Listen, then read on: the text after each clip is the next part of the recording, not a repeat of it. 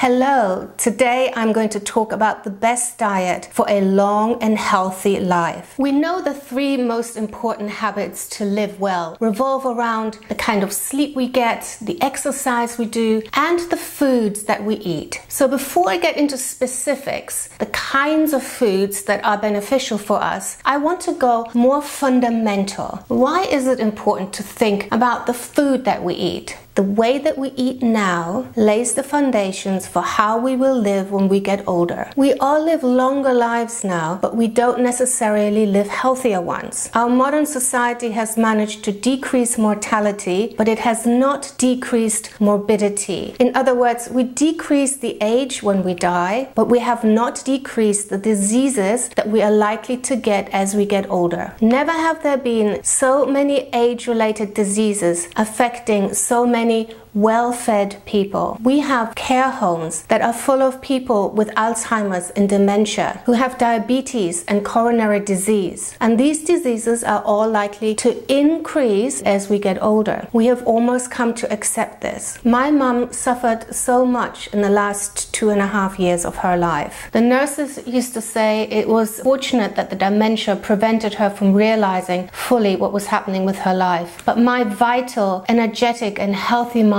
she would not have liked to live the last few years not recognizing her children, spoon-fed, an empty shell. When I talk about the best diet, I talk about living now in a way that serves our body best throughout the years that it lives.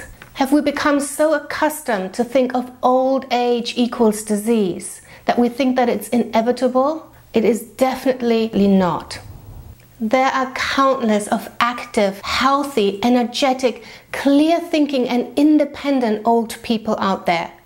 So what's the difference between them and the frail and ill ones? Granted, a small percentage has to do with genes. There is a very small percentage of people who can eat what they want without getting fat and who have naturally long lives. They are fortunate to have the genes for that. But for the majority, the main reason is lifestyle. How they ate, how they exercised, what kind of sleep they got. So getting our food habits right now is an investment in our bodies and in our future. It's not about being slim or choosing what we like or don't like. It's about our long-term health. All of us can be inspired by that Greek island community, or those small islands in Japan, or that convent in France. Those places where the populations live well into their 90s without any age-related disease. We can learn what they have in common and implement that into our life. And it's so worth it. Not just for ourselves, but for a world that's full of healthy people. I'd rather go to the supermarket and meet an old, smiling person than one that is going to snap at me because they're in pain. And it feels so much better to be healthy. Now, if you're healthy, watching this right now, it's easy to dismiss or to forget the absolute necessity of health. But what happens if later on today you get a tummy ache or a headache or you catch a cold? You soon realize how ineffective living becomes. So I began to research this first when I saw my mum end her life in such a sad way. And secondly, when I experienced many debilitating symptoms in my 40s, which I now know were due to my perimenopause. So finally, my first advice on eating right. And I am not yet going to talk about what to eat, but first how to eat. To eat for a healthy life, eat as little as possible. We in the West eat more than enough. And I'm not talking about malnutrition. I'm talking about eating less. And there is a lot of science behind that. For example, mice who were given slightly less food lived longer. The island population in Japan I mentioned earlier lived on rather frugal land. And though they never had any malnutrition, they ate considerably less than their mainland counterparts. They lived longer and they had no age-related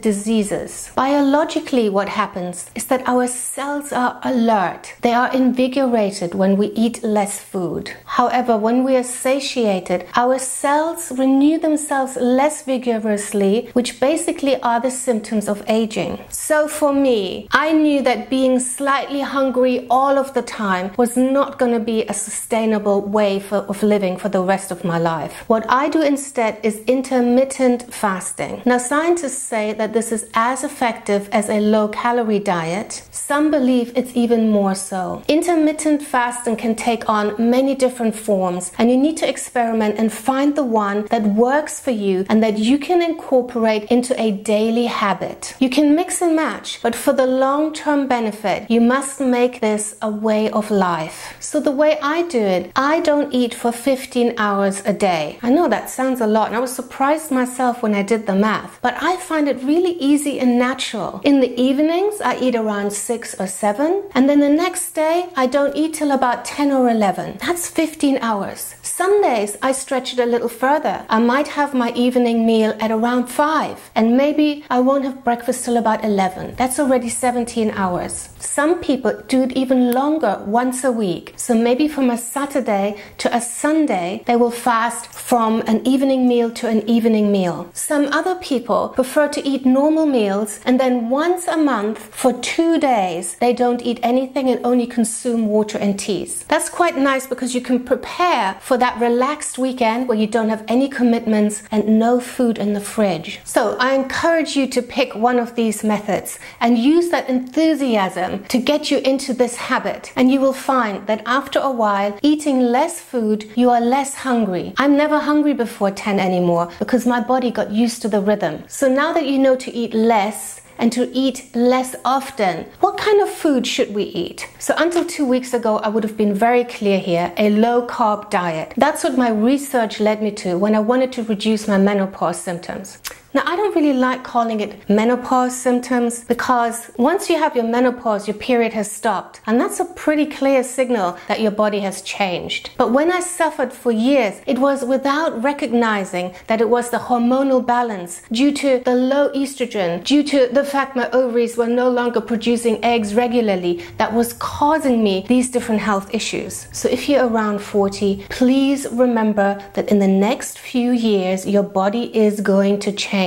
And prepare yourself for it. If you're interested in how to prepare, leave a comment below, and I'm happy to share with you what I found works well during this transition period. So, my research led me to cutting out carbohydrates. That was a pretty revolutionary change in my diet. I went from a low-fat, grain-based diet, like rice and beans, to a very high-protein, high-fat diet. Low carbs definitely helped me feel more energetic and supported my estrogen-poor body. The reason I'm slightly wavering on this is the findings of David Sinclair and some other scientists that less amino acids seem to let us live longer. Basically, it means less protein seems to be good for us. Now, I am going to look further into that and report back to you, but one thing that seems pretty clear is that plant-based protein seems to be a lot healthier than animal-based protein. So before you turn away in disgust and dismay that this seems to be completely ruining the best part of your life, and food certainly is, stop and consider 2 things. 1, when you are very hungry, food is so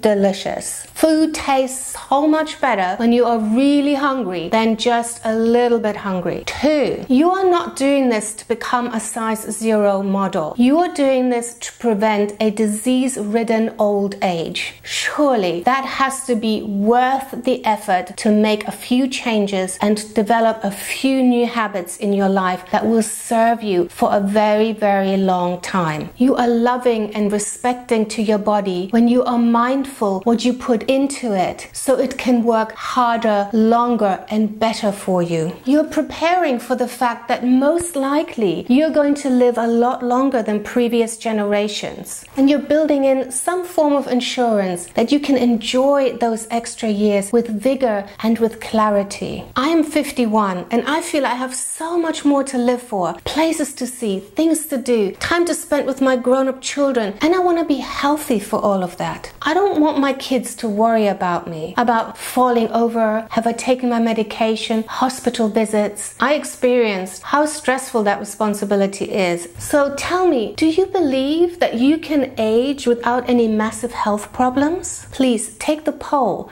and let me know what your plan is and how you want to grow old. If you found this interesting and thought-provoking, please press like, subscribe to my channel, and start a discussion in the comments below. Thank you so much for listening.